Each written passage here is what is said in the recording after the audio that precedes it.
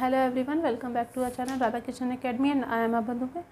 मैं आप लोगों को मैथ्स पढ़ाती हूँ, ये सभी लोग जानते हैं। I am your maths teacher and आज आप लोग के लिए एक नया सिलेबस के अकॉर्डिंग, जो भी आपका एडेड जूनियर का सिलेबस था और टीजीटी का, इसके अकॉर्डिंग आज हम लोग का एक नया चैप्टर से स्टार्ट करेंगे। तो आइए फिर स्टार्ट करते हैं एक नया chapter which is related with mensuration. Mensuration में आपका आता है घन, घनाभ, बेलन, शंकु, ये सारी चीज़ें आती हैं। गोला आता है जिसमें आपको उसका आयतन, वक्र पृष्ठ, संपूर्ण पृष्ठ सब कुछ निकाला रहता है। आयतन होता है मींस जो आप पूरी होल बॉडी को लेकर करते हैं, ठीक है। और वक्र पृष्ठ सिर्फ ऊपर की सतह होती है और संपूर्ण पृष्ठ ऊपर नीचे सारी सतह मिला के होता है। तो इस तरह से तीनों के बीच में थोड़ा सा कॉमन डिफरेंस होता है और तीनों के फॉर्मूले अलग अलग होते हैं। घन के अलग होते हैं, घनाभ के अलग है, बेलन का अलग है, शंकु, गोला सबका अलग अलग फॉर्मूला है, जो कि आप लोग को मोस्ट इम्पॉर्टेंट है, याद करना पड़ेगा। और उसके साथ में ये चीज़ आप लोग की जो मेंसुरेशन का सिलेबस है वो आपकी क्लास 4th या 5th से स्टार्ट हो जाता है और वो आपका ऑल कॉम्पिटिटिव एग्ज़ाम तक चलता है, क्योंकि this is the most important part. तो इसलिए आप लोग ये बात याद रखिएगा कि जब भी आप लोग का ये मेंसुरेशन का चैप्टर है उसे आप काफ़ी अच्छे से वाइड होकर पढ़िएगा, क्योंकि आपको ये पता नहीं है कि जब इसकी मतलब क्वेश्चन आंसर आते हैं तो वो अधिकतर आपके फार्मूले से रिलेटेड पूछे जाते हैं। और जो बच्चे फार्मूले याद करने में थोड़ा सा उन्हें दिक्कत होती है, उन्हें हम समझा देंगे, जिसकी वजह से आप लोग को फार्मूले भी अच्छी तरह से याद आ जाएंगे। तो आइए फिर स्टार्ट करते हैं अपना नया chapter which is related with mensuration.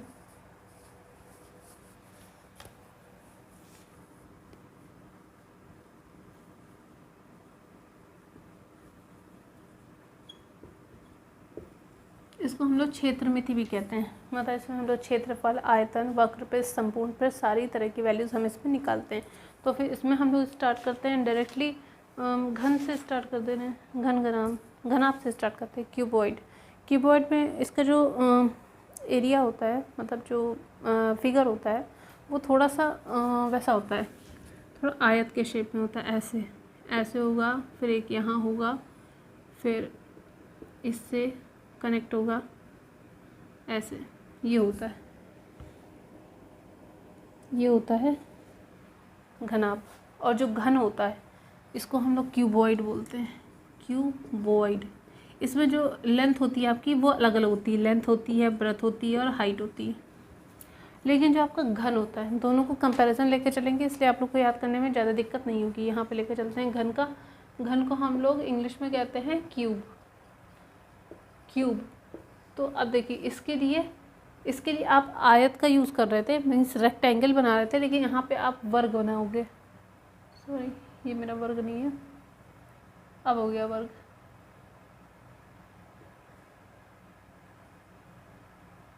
ठीक, वर्ग हो गया। अब फिर आप इसको इससे जोड़ देंगे तो ये आप क्या हो गया, वर्ग। तो दोनों में फ़र्क पता लगा कि आप क्यूबॉइड में आप रेक्टेंगल को लेकर सॉल्व करेंगे, मतलब रेक्टेंगल बनाएंगे, और जब आप क्यूब की बात करेंगे तो आप उसको वर्ग के फॉर्म में बनाएंगे, ठीक है। यहाँ से हम इसका आयतन निकालेंगे, वक्र पृष्ठ निकालेंगे, संपूर्ण पृष्ठ निकालते हैं। तो पहले इसका हम लोग निकाल देते हैं वॉल्यूम, दोनों लोग का वॉल्यूम निकाल देते हैं। इसके लिए चूँकि वर्ग का यूज़ कर रहे हैं तो वर्ग में हमें पता है कि उसकी वैल्यू एक ही दी जाती है, क्योंकि वर्ग की जो चारों साइड होती है वो आपस में बराबर होती है, तो इसलिए एक ही साइड लेनी है। तो हम लोग मान लेते हैं उसकी जो साइड है वो ए है। अब इसी पे हम सारी इसकी जो वैल्यूज़ है वो निकालेंगे, ठीक है। पहले हम निकाल लें वॉल्यूम। वॉल्यूम को कहते हैं हम आयतन। इसका फॉर्मूला होता है L into b into h. चल नहीं रहा है, दूसरा दो।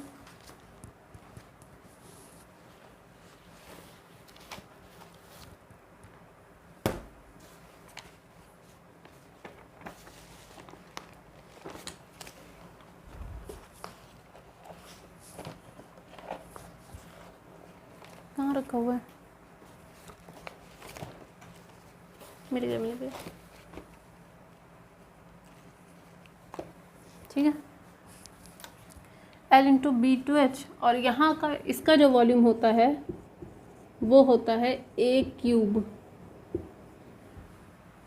कैसे, यहाँ तो हम लोगों ने L into b into h रखा है, इसको भी हम लिख सकते थे कि इसमें भी 3 थी, उसमें भी 3 थी, लेकिन उसमें कॉमन थी तो A इंटू ए लिख सकते थे। तो 1 1 1 मिलकर ए क्यूब हो गया। डायरेक्टली हमने लिख दिया, क्या अलग अलग लिखते हैं। फॉर्मूला याद करने में थोड़ी आसानी हो जाएगी, दोनों का कंपैरिजन चल रहा है ना। इसके बाद हमारा वॉल्यूम हो गया। वॉल्यूम के बाद हम निकालेंगे इसका सरफेस एरिया, ठीक है। सरफेस एरिया SA लिख रहे हैं। सरफेस एरिया मतलब होता है सतह का क्षेत्रफल, एरिया मतलब होता है क्षेत्रफल, सरफेस मतलब होता है सरफेस मतलब ऊपर की जो सतह होती है उसका क्षेत्रफल। उसका क्षेत्रफल यहाँ होता है 2LB + BH + HL, मतलब तीनों की वैल्यूज़ को एक दूसरे से कंबाइन करके लिखेंगे। तो पहले L और B को ले लिया, फिर BH को ले लिया, फिर HL को ले लिया। इसी तरह से इसको करेंगे, लेकिन यहाँ पे इतना नहीं है। सरफेस एरिया इसका डायरेक्टली हम लिख सकते हैं 6A² होता है। इसी से समझेंगे। सेम ऐसे ही A × A A², A × A A², A × A A², A² कितने A²? 3A²। बाहर लगा था 2, तो 3A² × 2 हो गया आपका 6A²। डायरेक्टली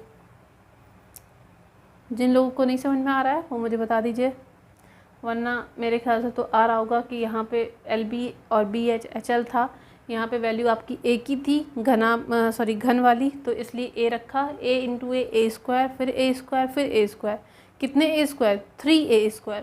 3A² × 2 तो आपका डायरेक्टली आ गया 6A²। यहाँ पे आप एक ही याद रखिएगा, दूसरा अपने आप याद आ जाएगा,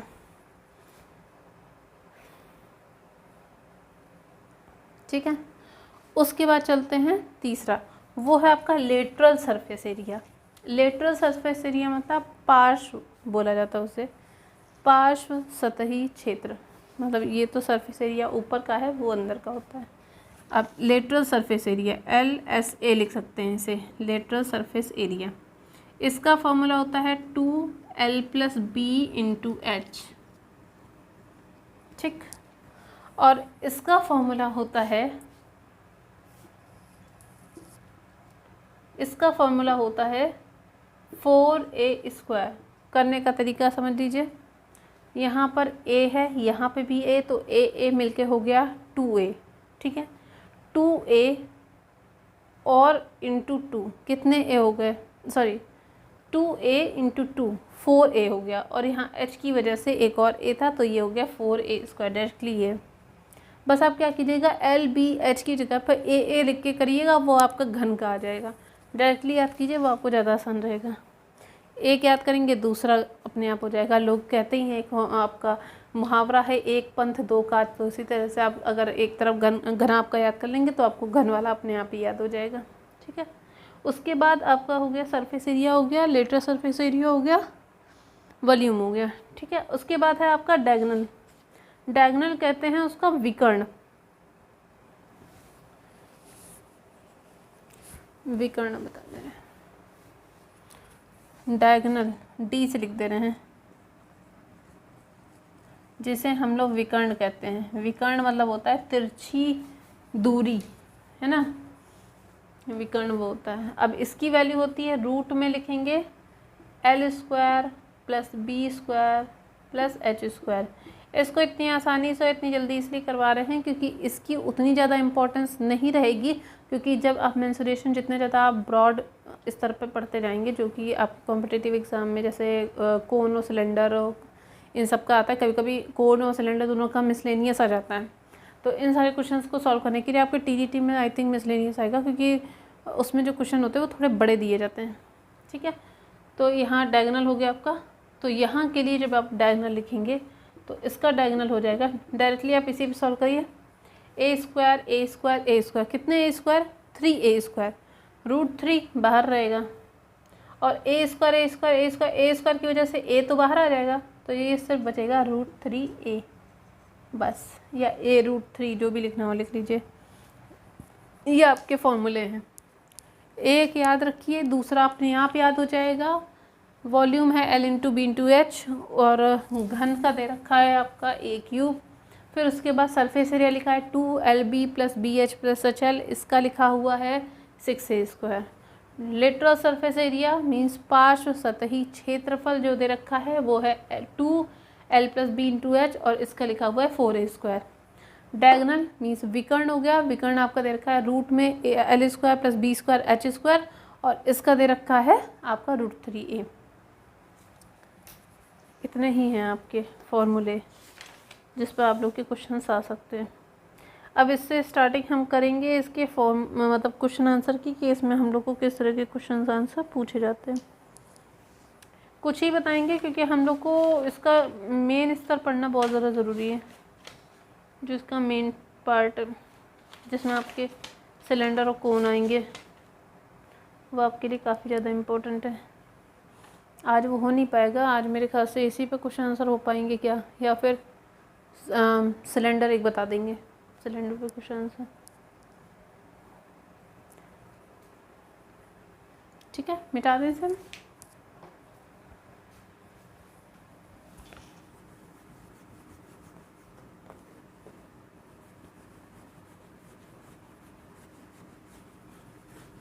सारे फॉर्मूले नोट कर लिए होंगे आप लोगों ने, नहीं नोट किए तो वीडियो को आगे पीछे करके आप लोग उसके सारे क्वेश्चन आंसर को और सारे फॉर्मूलों को नोट कर लीजिएगा, which is very important for all competitive exam and basically aided union and TGT के लिए तो मोस्ट इम्पॉर्टेंट है।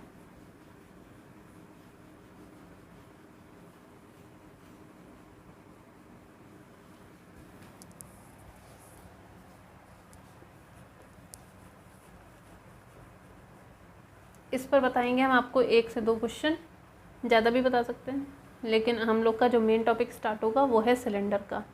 इस पर बेस्ड खैर कोई खास क्वेश्चन नहीं आते हैं, जो भी आते हैं वो फॉर्मूले पे ही आते हैं, इसलिए डायरेक्टली आप लोग फॉर्मूले को याद रखिए, फॉर्मूले से ही आप डायरेक्टली क्वेश्चन आंसर को निकाल लीजिएगा। अगर किसी तरह की कोई प्रॉब्लम होती है then comment in the comment box, जब हम देखेंगे तो उसका रिप्लाई हम आप लोग को कर देंगे। चलिए,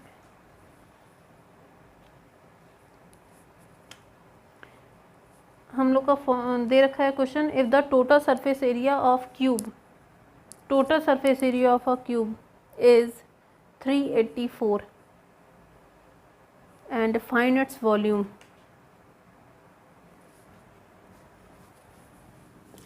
टोटल सरफेस एरिया दे रखा है हम लोगों के पास, total surface area of cube,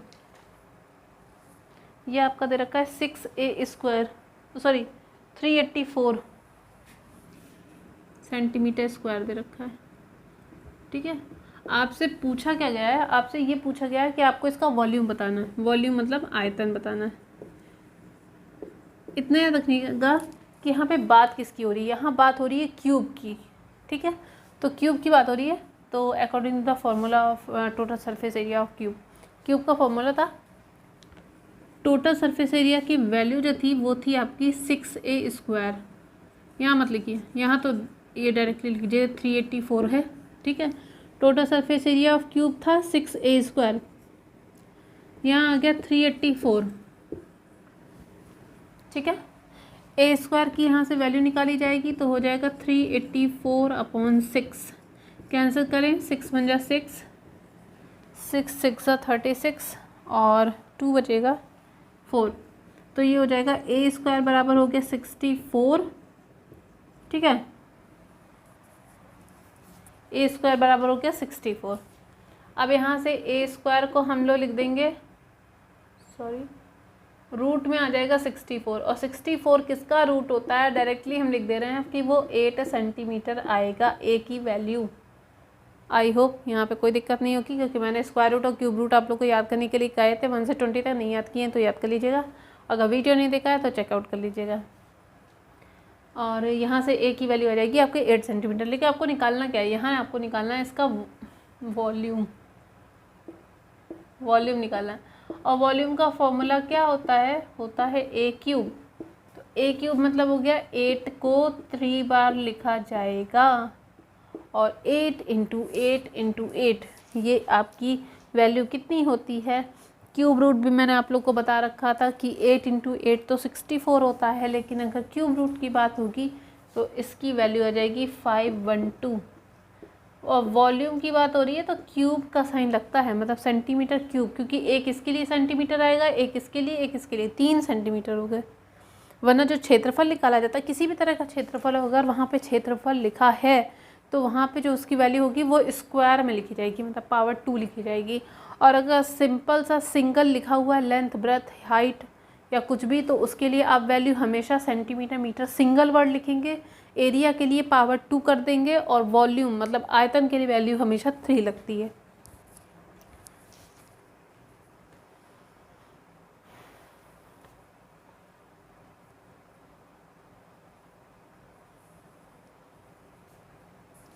एक क्वेश्चन हो गया क्यूब का, एक क्वेश्चन बता दे रहे हैं क्यूबॉइड का, ठीक है।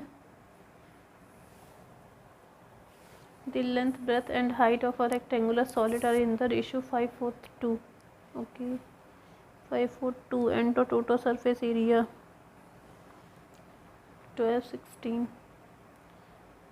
ठीक है, तो यहाँ से हम लोग x की वैल्यू फाइंड कर सकते हैं, फिर उसके बाद हम लोग को इसका डायगोनल निकालना है। ओके ठीक, समझिए, चलो करें।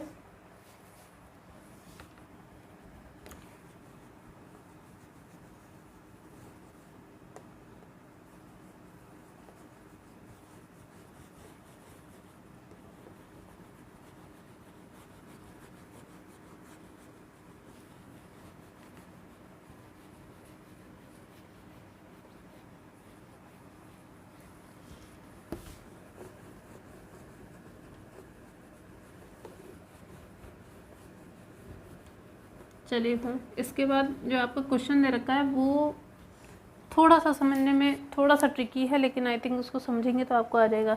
जैसे कि आपका दे रखा है जो रेक्टेंगुलर सॉलिड है, रेक्टेंगुलर की ही बात हो रही है, रेक्टेंगुलर सॉलिड, इसका मतलब हम लोग क्यूबॉइड की बात कर रहे हैं। साथ में अगर आप ये जानना चाहें कि कैसे पहचाना, तो उसके लिए आपके 3 रेशियो दे रखे हैं, 5:4:2। इसका मतलब 3 हो गए, मतलब 3 हो गए, एक 5 है, एक 4 है, 2 है, तो इसका मतलब क्या होगा, यहाँ पे आपके लेंथ ब्रेथ हाइट दे रखी है, और लेंथ ब्रेथ हाइट आपकी हमेशा क्यूबॉइड में दे रखी होती है। तो इनके जो बीच का रेशियो दे रखा है L/B/H का, सॉरी LBH का जो रेशियो दे रखा है वो लिखा है 5:4:2। ओके, पहली चीज़ ये, इसको निकाल लेते हैं। जब रेशियो में दे रखा रहता है तो हम लोग x लिख लेते हैं ताकि हम इसे अलग अलग कर सकें। मतलब L की वैल्यू हो गई 5x, B की हो गई 4x और H की हो गई 2x। पहली चीज़ तो ये, जो कि बहुत इम्पोर्टेंट है, ठीक है। उसके बाद आगे क्वेश्चन क्या दे रखा है, टोटल सरफेस एरिया आपका दे रखा है 1216। टोटल सरफेस एरिया आपका दे रखा है 1216 सेंटीमीटर स्क्वायर। अच्छा एक बात बताइए, टोटल सरफेस एरिया का फॉर्मूला क्या था, वो आपका था 2, फिर अंदर था LB plus BH plus HL, ये था, बराबर लिखा है 1216। ओके, सेंटीमीटर स्क्वायर बार बार नहीं लिखेंगे डायरेक्टली, अब हम नीचे जाके एक बार में लिख लेंगे। ये हो गया 2। LB, L की वैल्यू कितनी है 5x, B की वैल्यू कितनी है 4x, प्लस B की वैल्यू 4x इंटू 2x लिखेंगे, फिर HL की वैल्यू 2x इंटू 5x। हमने डायरेक्ट सिर्फ अपनी जो वैल्यू निकाली है मैंने अभी अलग अलग करके सिर्फ मैंने उसको पुटअप किया, उसके अलावा अभी तक मैंने इसमें कुछ किया ही नहीं है। इतना आपको कॉमनली करना ही पड़ेगा, ठीक है। अब इसके बाद आगे सॉल्व करते हैं। यहाँ लिखा 2, 5 इंटू 4, 5 इंटू 4 कितना होता है 20, ये आ जाएगा 20x स्क्वायर प्लस 4 2 ज़ा 8, ये आ जाएगा 8x स्क्वायर प्लस 2 5 ज़ा 10, ये हो गया 10x स्क्वायर, बराबर लिखा हुआ है 1216। ओके, 1216 लिखा हुआ है। अब ऐड करते 20 और 1 30 हो गया, 30 इंटू 8 कितना हो गया 38। तो ये लिखा हुआ है 2 और ये लिखा है 38x स्क्वायर, बराबर लिखा है 1216। चाहो तो आप डायरेक्टली इसे कैंसिल कर सकते हो, उसमें कुछ और करने की ज़रूरत नहीं, डायरेक्टली आप कैंसिल करो। तो अगर आप यहाँ इसको ऐसे लिख सकते हो कि 2 से इसको कैंसिल करेंगे, ऐसे मत करो वरना समझ नहीं पाओगे। रुक जाओ करना तो वैसे ही पड़ेगा। चलो अच्छा, एक्स स्क्वायर की वैल्यू अगर हम निकालते हैं तो आ जाएगा 1216 ऊपर आएगा और नीचे आ जाएगी 2 और 38 नीचे आ गया। ठीक है, कैंसिल करते हैं, इसको कैंसिल करेंगे 2 1 जा 2, 6 जा 0 आ जाएगा, 8 आ जाएगा, फिर 2 से कैंसिल करेंगे 2 1 जा 2, 9 जा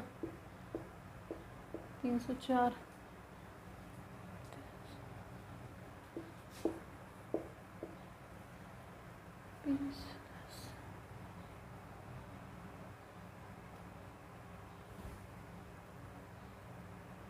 क्या आ रहा 114,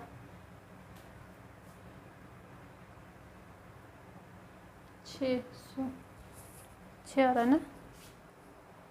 ठीक है, तो यहाँ से आ जाएगा, ये हो गया आपका एक्स स्क्वायर बराबर हो गया 16 लिखा हुआ है, तो यहाँ से x की वैल्यू आ जाएगी √16, जिसे हम लिखते हैं 4 सेंटीमीटर। आई होप यहाँ तक आप लोग को कोई दिक्कत नहीं हुई होगी।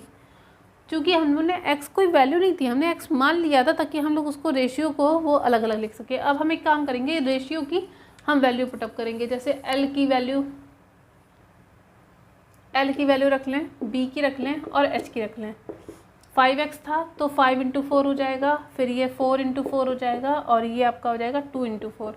तो 5 4 हो गया 20 सेंटीमीटर, आगे लिखते जाइएगा, और 4 4 16 और 4 2 8। कभी भी लेंथ ब्रेथ हाइट को कभी भी अकेला नहीं छोड़ा जाता है, इसलिए उसको उसकी डिजिट के साथ में लिखिएगा। अगर बाई चांस वहाँ पे आपकी डिजिट नहीं दे रखी है तो वहाँ पे आप यूनिट लिख कर छोड़ दीजिएगा, UNIT।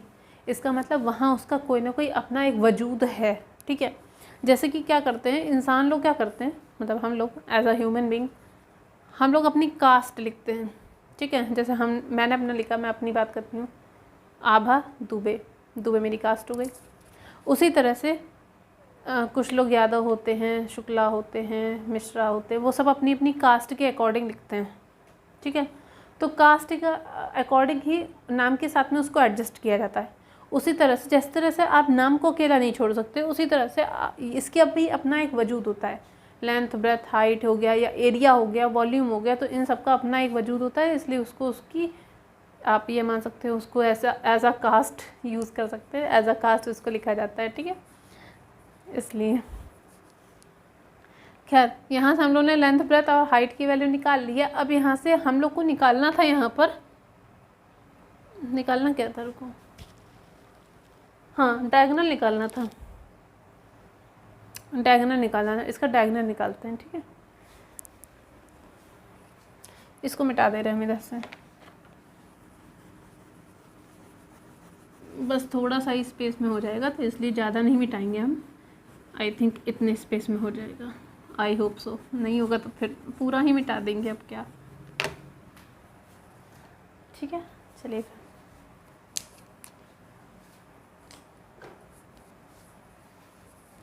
डायगोनल का जो फॉर्मूला होता है D, डायगोनल का फॉर्मूला √ में L² + B² + H², ये फॉर्मूला मैंने बताया था।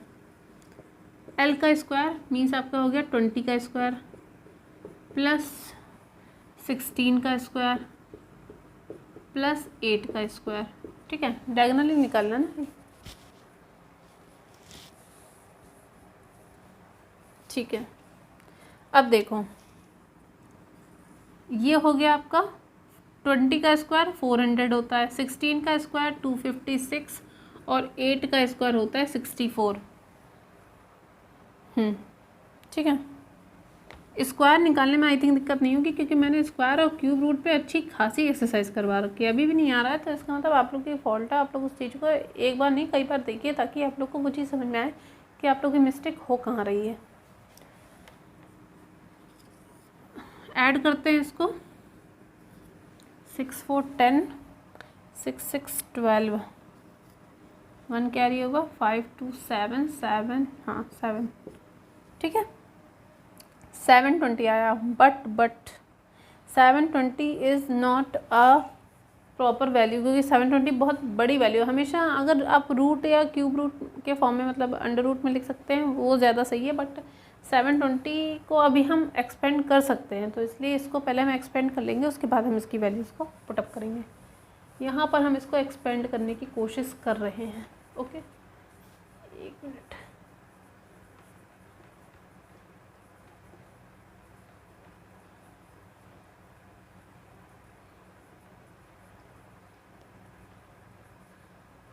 चलो 720 को अगर हमने एक्सपेंड किया 2 से किया,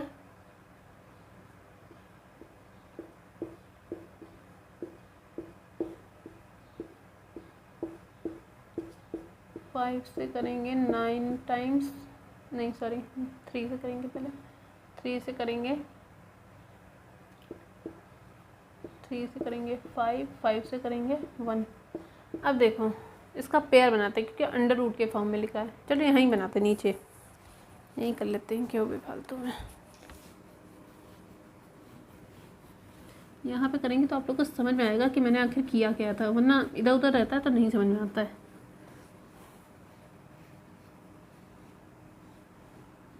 और आप लोग के लिए एक और बात है कि आप लोग की जो ज्योग्राफी की वीडियोस हैं वो मैंने आप लोग की लगातार पढ़ रही है, इसलिए आप लोग उसको देखते रहिए। ऑब्जेक्टिव भी देने लग गए हैं उसमें, तो ऑब्जेक्टिव भी आप देख सकते हैं। चलो यहाँ पे चलते हैं। 720 को क्या लिखेंगे, 2 2 2 2 4 टाइम्स है। उसके बाद 3 3 2 टाइम्स है। उसके बाद 5 एक ही बार है। क्योंकि ये अंडर रूट का साइन लगा हुआ है इसलिए मैंने क्या कहा था, इसमें जब भी पेयर बनेंगे वो 2 के पेयर बनेंगे। तो पहले एक पेयर यहाँ हो गया, एक इसका पेयर हो गया, एक इसका पेयर हो गया, लेकिन 5 अकेला है। पेयर है लेकिन काउंट क्या किया जाएगा, सिर्फ 1 काउंट होगा, मतलब सिर्फ एक ही काउंट होगा।